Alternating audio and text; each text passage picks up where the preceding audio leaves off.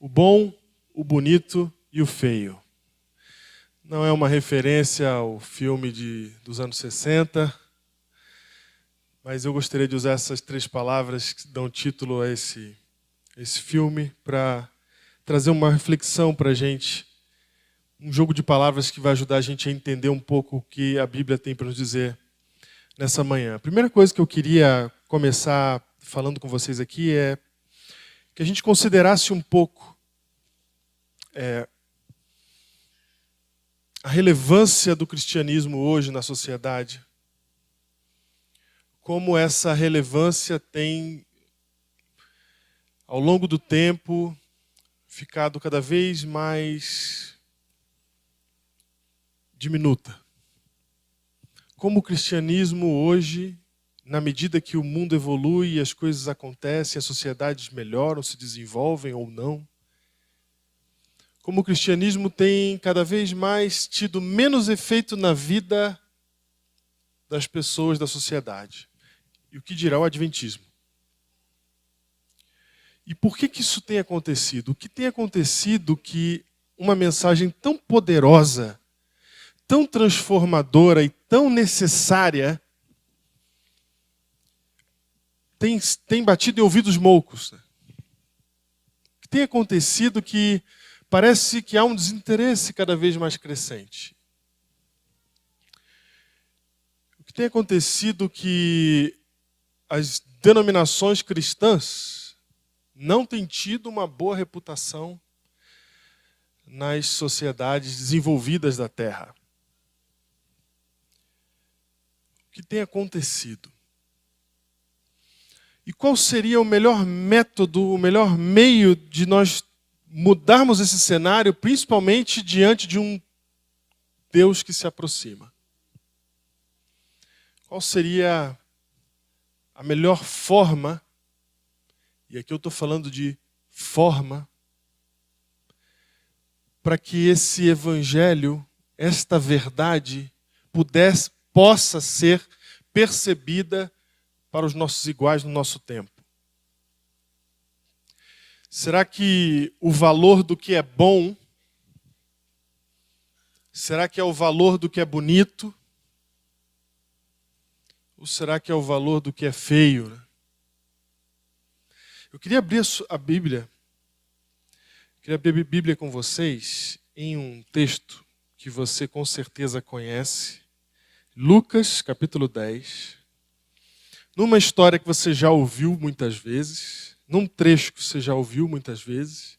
Que eu tenho certeza que na hora que eu disser o versículo, você vai falar assim: não, esse aí não, né, pastor? Esse aí a gente já sabe. Desde criancinha a gente aprendeu essa história, né? Lucas capítulo 10. Mas eu quero passar com vocês verso a verso nessa história que eu acho que é importante para o nosso tempo hoje. Versículo 25. Revelei. O bom samaritano. Não é possível que vai sair mais alguma coisa do bom samaritano, né, gente? Vamos ler o verso 26, que é o primeiro, verso 25, que é o primeiro verso. E diz assim: eis que certo homem, intérprete da lei, eu vou parar aqui já para dar uma pequena explicação aqui. Este homem, ele é o quê? Intérprete da lei. O que isso quer dizer? Tá? Quer dizer que ele é um advogado? Não. Quer dizer que ele é um escriba, que ele é um intérprete da lei. O que esses seres humanos faziam na época de Jesus? Que função é essa aqui? Na época de Cristo, a gente precisa contextualizar um pouco, as coisas eram diferentes de como são hoje. Hoje, por exemplo, para eu carregar uma Bíblia, essa Bíblia minha aqui é pesada, mas tem Bíblias mais levinhas por aí, e você pode carregar a Bíblia, inclusive aqui, né? Na época de Cristo, uma Bíblia, ou seja, a Torá, o Antigo Testamento, Moisés e os profetas, a Bíblia era escrita em rolos de pergaminho. Na época de Jesus, especificamente, já não era mais pergaminho, já era couro de animal. E o couro de animal, ele é bem pesado. Um rolo, na época de Jesus, da Bíblia, 2 pessoas precisavam carregar. não era algo que uma pessoa pudesse pôr debaixo do braço, como a gente faz hoje. 2 pessoas tinham que carregar o rolo de tão pesado que ele era. E exatamente porque ele era tão pesado, que não dava para ler como a gente lê hoje. Então, como é que a Bíblia era lida na época? Em primeiro lugar, couro de animal é algo caro até hoje, né? Até hoje, vai comprar um negócio de couro, um casaquinho de couro, não é barato. Imagina na época de Cristo, quando esse era o principal item. Então, era muito caro ter o texto bíblico. Portanto, ninguém tinha. Aqui eu quero deixar isso bem claro. Ninguém tinha. Só tinha o texto bíblico na sinagoga ou no templo. E ponto final. Ninguém tinha em casa o texto todo copiado em couro. E aí o que acontece? Como só tem na sinagoga, você vai para a sinagoga para ouvir o texto bíblico. E chega lá, imagina o seguinte aqui, irmãos. 2 pessoas têm que carregar. Como é que é o nome do senhor? Norberto. Imagina que a gente vai pegar a Bíblia na sinagoga. Chegou a hora de ler a Bíblia. Aí eu e o senhor Norberto aqui, a gente pega, carregando a Bíblia pesada. Ele segura um rolo, eu seguro o outro. E a gente abre lá. Está em Isaías. Imagina que o pregador, a pessoa que estivesse falando lá na hora, falasse assim, agora de Isaías, vamos para Levíticos. Eita, hein? Agora você já está imaginando a coisa. Aí eu giro, Norberto gira de lá, eu giro de cá. Achou Levítico? Não, estamos ainda em Deuteronômio. E gira, até achar Levítico. E o verso? Não tinha verso. Para achar o que você queria, não tinha verso. Então não dava para ler do jeito que a gente faz hoje, né? Esse negócio de ler aqui, passa para lá, passa para cá, né? Esse negócio não tinha como acontecer. Então como que acontecia? Cada dia se lia um trecho da Bíblia. Então a gente pegava o rolo, eu e o Norberto, e abria no texto que parou ontem. Dava só uma enroladinha assim, ó, e já estava no texto de amanhã. A gente lia o que estava ali, fechava o rolo, no dia seguinte abria o rolo e continuava lendo. Então havia um plano de leitura na sinagoga, que se você fosse à sinagoga em todas as programações da sinagoga, durante um ano você iria ouvir toda a palavra. Esse era o único jeito que tinha na época. Mas existiam umas pessoas que elas iam um pouco além. Esses eram os fariseus, saduceus e os escribas. Na verdade, todo fariseu e saduceu é um tipo de escriba. Eles só tinham um partido político. Por isso eles são chamados diferentes, mas eram escribas. E o escriba, para se tornar escriba, ou seja, intérprete da lei, ele tinha que decorar todo o texto. Então esses têm o texto inteiro decorado na cabeça, na mente. Por quê? Porque imagina o seguinte, eu estou vivendo a minha vida diária na época de Jesus lá e eu tenho uma dúvida a respeito da minha fé, ou uma dúvida a respeito de um comportamento que eu gostaria de saber se é certo ou errado. Eu não tenho acesso à Bíblia. Não vai ter mecanismo de busca. Como é que eu faço para saber o que a Bíblia diz a respeito da minha pergunta?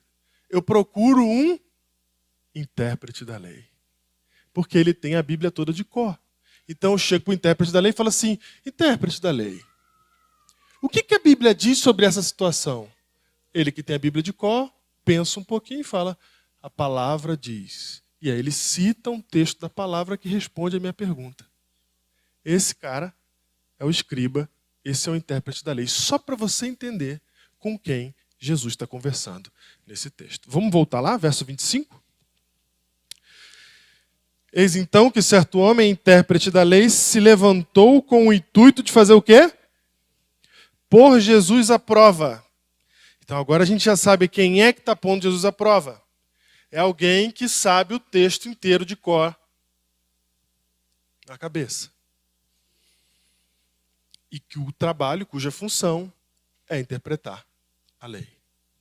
Mestre, que farei para herdar a vida eterna? Por que ele fez essa pergunta, irmão? Só para lembrar. Qual é a intenção dele? pôr Jesus à prova.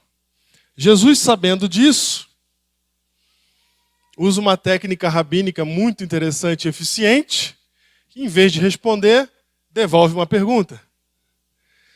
E a pergunta de Jesus é: o que está escrito na lei? Como interpretas? Agora você está entendendo a pergunta de Jesus. Jesus falou assim, ué, mas não é você o intérprete? Não é essa a tua função? Não é isso que você faz?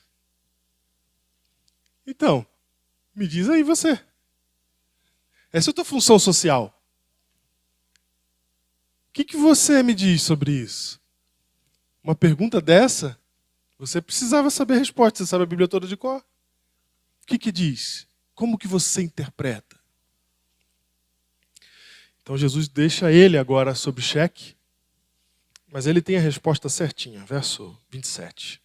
A isto ele respondeu: amarás o Senhor teu Deus de todo o teu coração, de toda a tua alma, e de todas as tuas forças, e de todo o teu entendimento.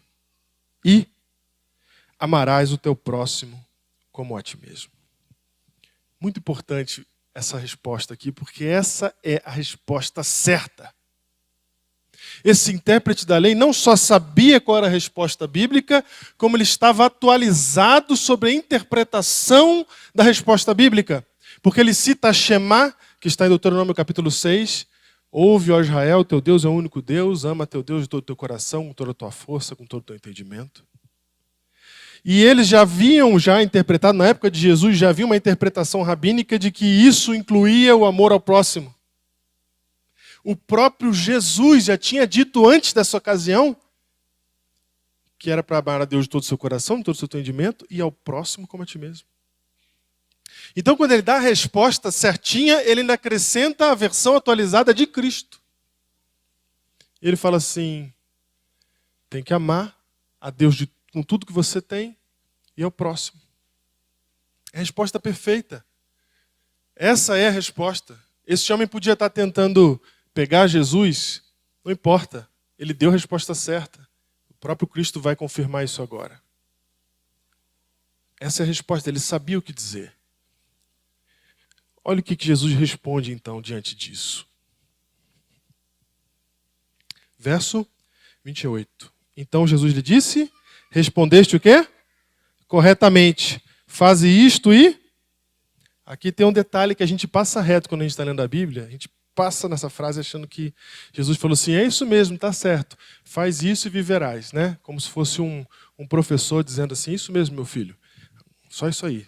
Parabéns. Vai lá e faz isso. Né? Não é isso que Jesus está fazendo aqui. O que Jesus está dizendo aqui é o seguinte: Senhor, como eu faço para herdar a vida eterna? Ué, você não é um intérprete? Você devia saber. O que você interpreta? Ama a Deus sobre todas as coisas e ao próximo como a ti mesmo. Ah, isso mesmo, está certinho. Agora tem que fazer. Saber, você sabe. Saber, você sabe. Mas se estava me perguntando, é porque saber só não adianta, né? Está te faltando alguma coisa para você ter feito essa pergunta para mim. E sabe o que está faltando? Está faltando fazer. Tanto é assim que Jesus está respondendo, que o verso seguinte diz assim: então, para justificar-se, por que o intérprete tem que se justificar depois que Jesus fala isso? Porque agora, publicamente, quem está em maus lençóis aqui? É ele. Porque ele falou: Senhor, como é que faz para entender essa pergunta aqui importante? Jesus falou assim: ué, você não sabe? Sei, respondi certinho. Mas não está fazendo, meu filho. Faz isso e viverás. E aí ele fica naquela situação, verso 29, ele, porém, conjunção adversativa, querendo o quê? Justificar-se, perguntou para Jesus: quem é meu próximo? Aqui agora, chegou a verdadeira pegadinha para Jesus. Essa é a parte mais difícil de responder. Eu vou explicar por quê. Porque nesse momento aqui, nesse período da história, onde Cristo estava andando entre eles, havia uma discussão em Israel entre os estudiosos, os intérpretes da lei, sobre quem era o próximo. É estranha essa discussão, né? A gente fica pensando hoje, por que eles estão discutindo quem que é o próximo? Muito simples. O ódio do judeu com o samaritano era tão grande que eles conseguiam amar qualquer um, menos o samaritano. E aí surge a discussão se o samaritano é próximo ou não. Porque o samaritano, não sei se a gente de vez em quando estuda sobre isso, até quando passa a lição da escola sabatina, etc. Mas o ódio do judeu pelo samaritano é porque o samaritano ele é um judeu que traiu o movimento. Ele era judeu também, só que ele, na mistura que Senaqueribe faz de nações, ele se vende para a nova cultura, se casa com gente da nova cultura, mistura, começa a adorar outros deuses, faz um templo só para eles. Enfim, eles são judeus de nascença, são circuncidados, são da raiz de Jacó, de Abraão, mas eles traíram o movimento. Então eles são tratados como se fossem a corja, como se fossem, a palavra é essa mesmo que eles usavam na época. Judeu não é próximo, judeu é cachorro. E a gente acha cachorro bonitinho hoje, mas para o oriental, o cachorro não é bonitinho não, porque cachorro é animal imundo. E a Bíblia diz que não era nem para pôr a mão em um animal imundo, lembra disso? Então para eles, cachorro hoje, vou traduzir isso aqui para você, é chamar de porco. Então, a discussão era, tudo bem, a gente tem que amar o próximo, mas o samaritano não. Isso era tão forte, gente, que existia uma lei na cultura deles, uma lei mesmo do templo, que se você comesse com o samaritano, numa mesma mesa, você estava impuro até o dia seguinte. Como se você tivesse cometido um pecado mesmo. Que essa regra de impuro até o dia seguinte era para quem cometia algum tipo de pecado. Então, no contexto deles, era pecado almoçar com o samaritano. E era tão forte esse nojo que eles tinham do samaritano, esse preconceito, que eles evitavam se cruzar. Nesse nível aqui, ó. Israel está aqui embaixo, Jerusalém está aqui embaixo, a Judéia na parte norte lá em cima. Para chegar lá, tinha que cruzar o território da Samaria, que ficava bem no meio. O judeu, para não cruzar a Samaria, ele pegava um caminho, um desvio, onde ele tinha que atravessar o Rio Jordão, que não é fácil para quem anda a pé, atravessar o Rio Jordão, andar pelas montanhas rochosas. Então imagina você fazer uma caminhada no deserto num lugar que é reto, imagina você caminhar no mesmo deserto num lugar montanhoso. Andava 3 dias a mais, cruzava o Rio Jordão lá na outra ponta de novo, só para chegar na Judéia sem cruzar pelo território da Samaria, porque ele não queria ver a fuça do samaritano. O cara andava 3 dias a mais, colocava a própria vida em risco, porque a região montanhosa, vocês já vão ver, é uma região perigosa, só para não ver o samaritano não cruzar com ele. Então a discussão era quem é o meu próximo? O samaritano não pode ser considerado próximo. Quando ele joga essa pergunta de volta para Jesus, tentando se justificar, em outras palavras ele está dizendo assim, eu não faço porque esse negócio do próximo ainda não está claro para mim, né?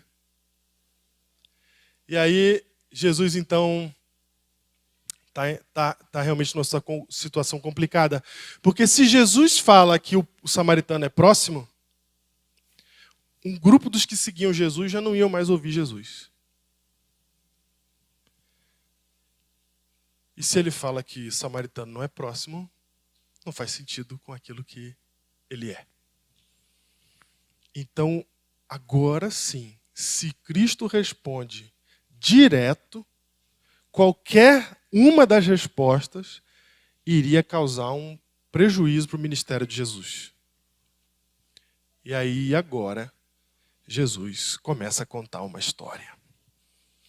Sem introduções, ele só começa dizendo... Verso 30, Jesus prosseguiu dizendo, certo homem descia de Jerusalém para Jericó. Tem uma aguinha aqui embaixo, é isso? Opa. Beleza. Vamos lá. Jesus prosseguiu dizendo, certo homem descia de Jerusalém para Jericó.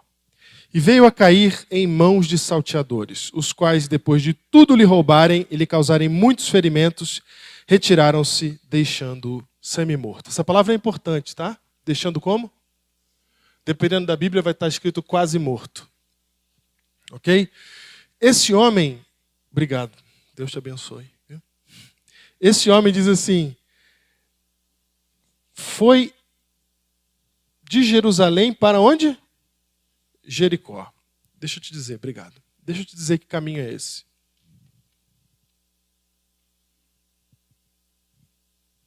O caminho de Jerusalém para Jericó é o caminho do desvio. É o caminho montanhoso. É o caminho pelas montanhas.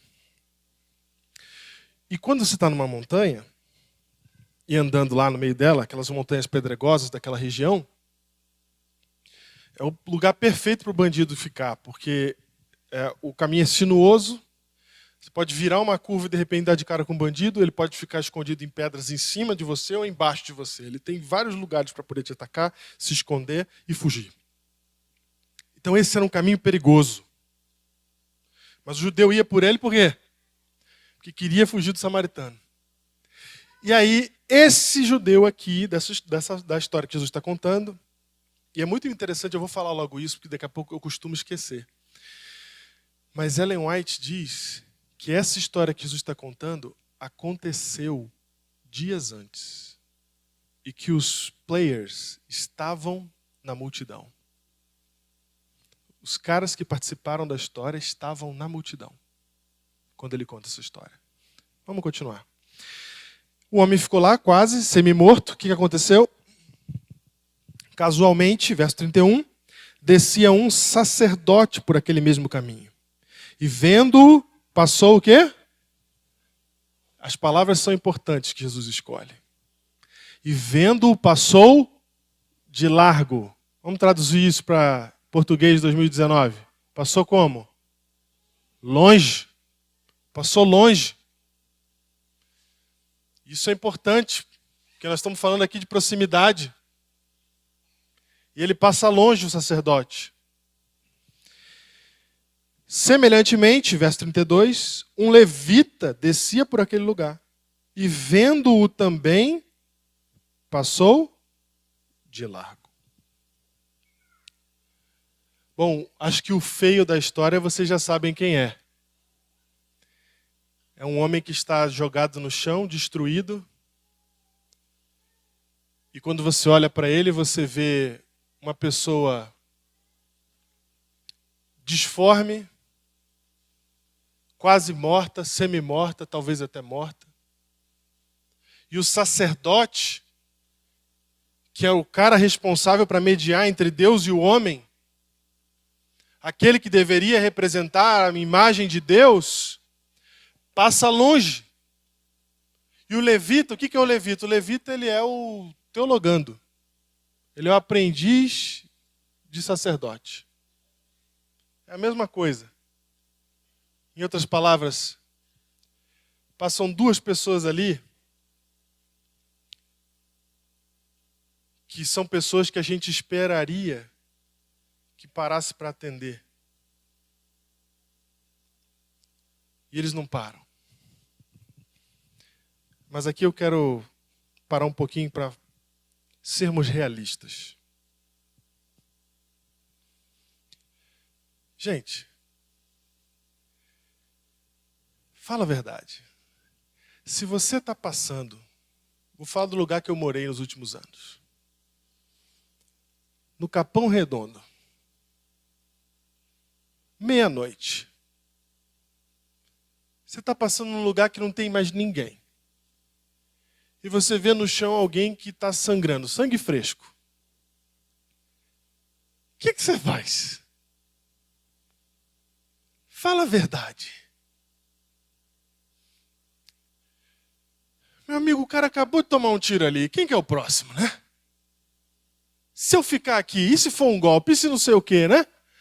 Imagina o seguinte, o sacerdote ele está passando, ele vê o cara no lugar perigoso. O lugar é perigoso, todo mundo sabe que é perigoso, tem bandidagem ali, tem assassinato, tem roubo, tem um monte de coisa. Já está o cara morto ali, acabou de ser atacado. Quem que é o próximo? Vou ficar para atender? Então é muito fácil a gente olhar para o sacerdote e falar assim, mas não parou.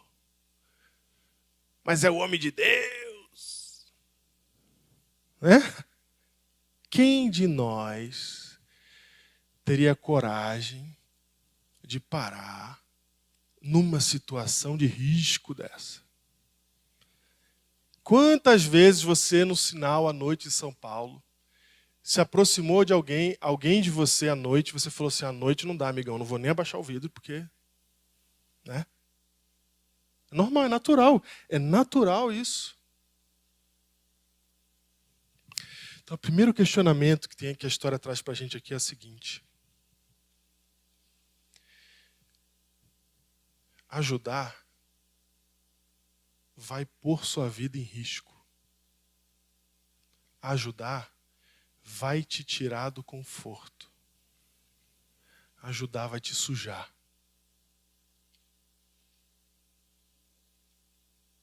Ajudar do conforto, ajudar sem se sujar, nem ajuda costuma ser.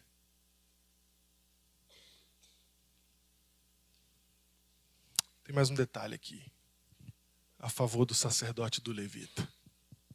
Eu não estou defendendo eles não, estou só explicando o contexto.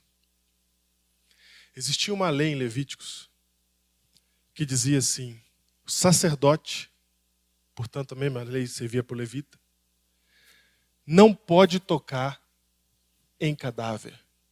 Se tocar em cadáver, ele fica imundo até o dia seguinte e não pode trabalhar como sacerdote. Ninguém tinha uma função mais importante em Israel do que o sacerdote. No mundo. Porque ele representava quem? Cristo. Que media entre Deus e os homens. Se o sacerdote não estivesse trabalhando, ele não podia mediar entre Deus e os homens. Ele não podia conseguir perdão para as almas. Se o sacerdote tocasse num cadáver, ele ficava sem poder trabalhar até o dia seguinte. E a lei dizia que sacerdote não era para tocar em cadáver. E o homem estava como? Semi-morto. Como é que você descobre se um semi-morto está morto ou não está? Tem que pôr a mão, né? Tem que pôr a mão. Segunda coisa que essa história nos ensina é que, às vezes, a gente tem bons motivos para passar longe. Às vezes, a gente tem motivos religiosos para passar longe. Entendeu isso aqui? Às vezes nós temos bons motivos e às vezes esses motivos são inclusive religiosos para passar longe.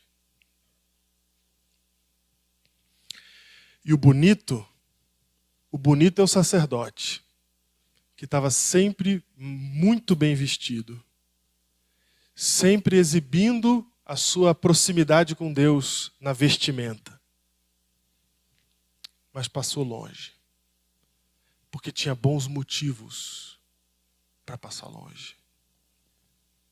Eu lembro uma vez que eu fui pregar, eu era pastor de uma escola adventista, e eu morava relativamente perto, e eu sou daquelas pessoas que otimizam o tempo, sabe?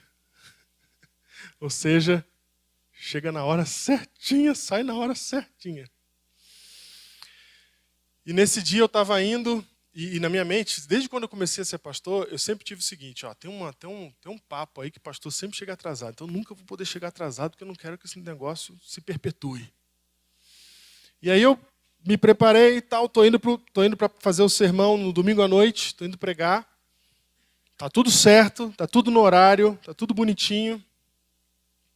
E aí eu tô indo, quando eu tô próximo de chegar na igreja, de repente na estrada, ali na Regis Bittencourt, eu vejo um cara que o carro deu problema no meio da Regis, e ele sozinho, desce do carro, ainda era um pouco aclive o lugar onde ele estava, e ele estava tentando empurrar. E na hora, eu botei o pé no freio, falei assim, vou parar para ajudar esse cara. E na hora que eu fiz isso, meu cérebro falou assim, tu vai parar, tu vai atrasar. Tu vai ser pastor atrasildo. E o teu chefe, que é o diretor da escola que está lá te esperando para esse sermão aí, tu sabe como é que ele é. Tu vai atrasar. Mas foi mais rápido que a velocidade da luz, irmãos. Eu botei o pé no negócio, veio a ideia. Aí eu falei, não vou poder te ajudar hoje, amigão. Já pisei no acelerador de novo. Quando eu pisei no acelerador de novo, eu falei assim, cara, mas é rapidinho, eu tenho que ajudar esse cara, ele está sozinho aí. Botei o pé no freio de novo. Quando eu botei o pé no freio de novo, veio outro pensamento assim, ó. Vai pregar com rodela debaixo do braço, pastor? Já viu o pastor pregando com rodela debaixo do braço? Aliás, se eu fizer qualquer coisa, se eu fizer assim ó, e começar a pregar, você não olha mais para mim, você não presta mais atenção no que eu falo, você vai ficar olhando para minha gravata o tempo inteiro. Então, na comunicação, a gente aprende que para pregar você tem que estar alinhado só para ninguém olhar para outra coisa, a não ser para o que você está falando. E eu falei assim, rapaz do céu, vou suar empurrando esse carro aqui, depois vou chegar lá para pregar, ainda meio atrasado, e vai ser complicado. E fui embora. No dia seguinte, na segunda-feira, eu tinha que fazer uma capela para as crianças, e o tema era o bom samaritano.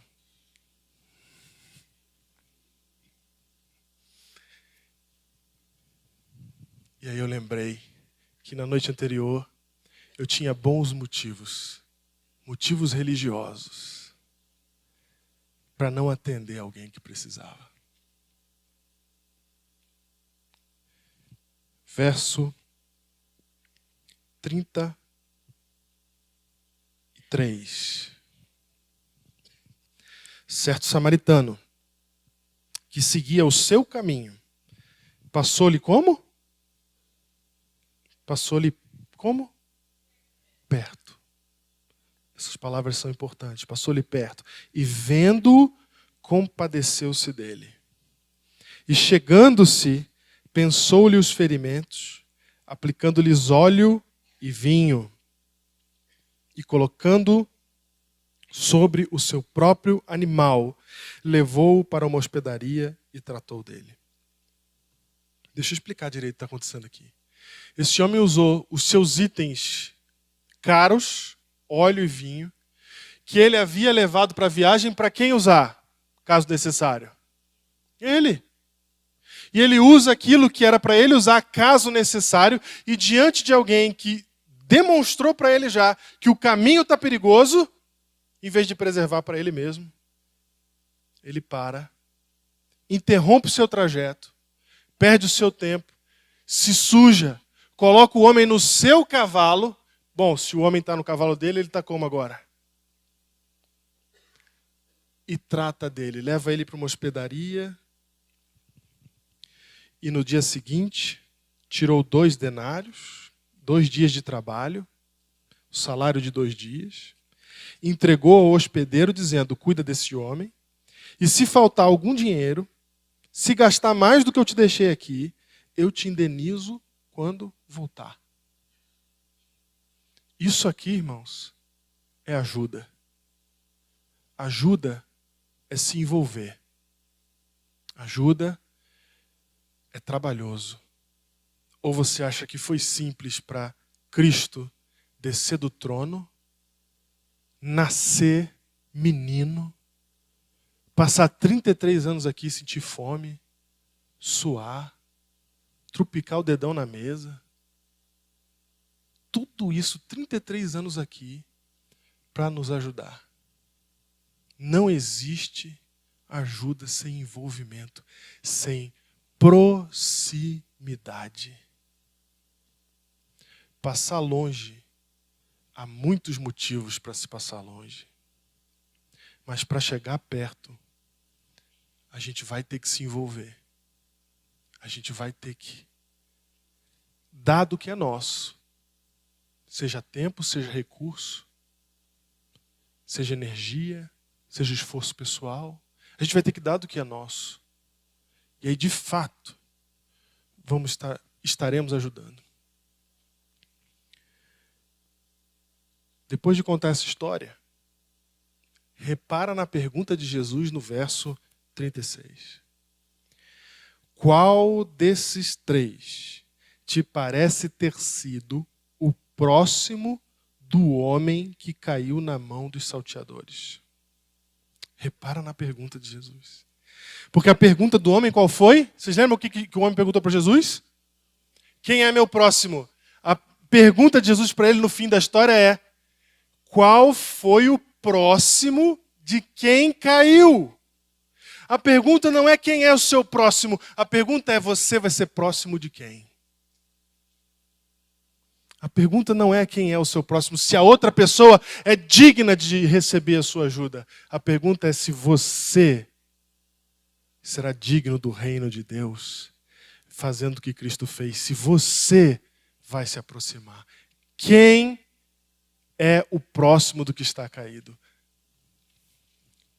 A pergunta de Jesus inverte o jeito de pensar do ser humano. E diz assim: não importa quem é, a pergunta é quem é você.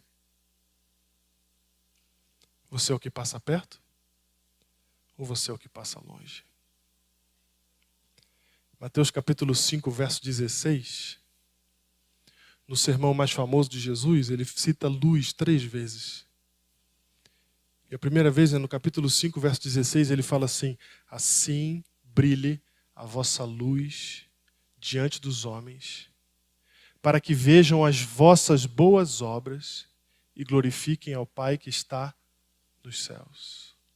O que Jesus está dizendo é: a luz de vocês tem que brilhar diante dos homens. E como é que essa luz brilha, Jesus? Para que vejam vossas boas o quê? Não é para ver que você guarda os 10 mandamentos. Não é para ver que você guarda o sábado. Não é para ver que você faz isso ou não faz aquilo. Quem é conhecido pelo que não faz é o fariseu. Porque ele não fazia um monte de coisa. Nós não somos chamados para brilharmos uma luz que só mostra obras. Quais são as obras que ele falou? São as boas obras. Que é um termo técnico do Novo Testamento. Para obras de caridade. Para quem se importa em se aproximar. Enquanto a gente viver isoladinho, o sal da terra dentro do saleiro, isso aqui é um saleirão. O sal, como é que joga sal na comida? Faz com a mão aí, só para eu ver. Ah, sim, né? Agora sim, né? Isso aqui é o quê? Isso aqui é o mesmo que... Qual que é o verbo que é isso aqui? Espalhar. Misturar. O sal tem que espalhar. O sal tem que misturar. O sal tem que estar perto da comida. O sal dentro do saleiro salga a comida? O sal tem que misturar, o sal tem que espalhar, o sal tem que salgar. A nossa luz vai brilhar, a igreja vai passar a ser relevante. O dia que ela brilhar, a luz de Cristo diante dos homens. Quando a gente parar de passar longe e começar a passar perto. Porque a gente pode ter o evangelho eterno. Mas se a gente não tem a forma de Cristo, que é o bem, que é o bom. Como é que a gente chama esse samaritano aí? Ele é o quê? O bom samaritano. Mais importante do que ser entendido como adventista guardador do sábado, é ser entendido como bom filho de Deus. Quando a gente fizer isso, a igreja volta a ter relevância, porque Jesus falou assim: o sal que não dá sabor serve para quê? Ser jogado fora e pisado pelos homens. Porque naquela época, até hoje, né? Quando neva muito, em Jerusalém neva, no templo neva. Quando neva muito, o que a gente joga para matar a neve? Sal. E aí a gente pisa no sal, né? E Jesus está falando aqui, ó, cristianismo que não salga é piada diante dos homens. Fala, mas está passando longe. A gente precisa aprender a passar perto. Na hora que a gente juntar o evangelho que Deus deu para a gente, o conhecimento da verdade que Deus deu para a gente, com a forma de Cristo, de se envolver e de passar perto das pessoas. Na hora que a gente entender que a nossa fé não é para me salvar, é para cuidar do outro, na hora que a gente fizer isso, a luz vai brilhar. As pessoas vão perceber que nós estamos fazendo isso só porque Cristo veio na nossa vida. E elas vão descobrir que esse Cristo está voltando. A gente tem que juntar a forma com o conteúdo que a gente tem. Só ter o conteúdo não vai resolver. Então eu quero fazer uma proposta para você aqui hoje. Essa semana, eu não sei se você vai dar dinheiro, mas eu já vou logo avisando que dinheiro é a parte mais fácil de fazer. Ou se você vai dar o seu tempo. Mas essa semana, se programa agora, que senão você não vai conseguir. Passa perto de alguém. Passa perto de alguém. E vê como é bom andar como Jesus andou. E vê como é bom. O bom é bem melhor do que o bonito, porque o bonito é só aparência. Vê como é bom ser bom. E aí você vai descobrir que as pessoas vão querer saber o que foi que fez você ser assim. Aí você diz, eu nasci ruim. Eu não valho nada. Mas Jesus me convenceu a estar aqui. Porque você é meu irmão. Eu quero você onde eu vou estar. Passa perto de alguém essa semana. Mas se programa hoje. Se tu deixar a vida rolar, a vida vai passar, você não vai conseguir. O que o bom samaritano está ensinando é que viver como Cristo é uma vida ativa e não passiva. Procura quem está precisando. Procura quem está sujo. Procura quem está ruim. E ajuda, estende a mão. E a sua luz vai brilhar diante dos homens, para que glorifiquem o vosso Pai que está. É a tua luz que religa a terra com o céu. Deus te use. Feche seus olhos. Pai querido, nós somos indignos. A gente, por natureza, passa longe. A gente, por natureza, quer conforto. A gente, por natureza, não quer se sujar. Mas obrigado porque o Senhor carrega nas tuas mãos a marca do teu amor por nós. Obrigado, Senhor Deus, que no teu poder o Senhor podia ter as mãos mais perfeitas do universo. Mas o Senhor escolheu carregar a cicatriz do teu amor por nós, para nos lembrar o que nós devemos ser aqui nessa terra.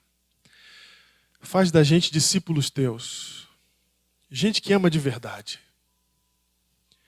A gente não faz isso naturalmente, mas o Senhor pode nos ensinar. O teu Espírito pode nos conduzir. Então transforma esse ser humano egoísta que a gente é em algo que brilhe a luz do céu. Para que nós possamos ser notados somente pela tua luz. Assim como foi a Madre Teresa, assim como foi a Dorcas, assim como foram todos aqueles que andaram nessa terra perto de gente que precisava. Que essa igreja aqui seja uma igreja que esteja perto dos que precisam. No nome de Jesus eu te peço isso. Pela tua graça. Amém.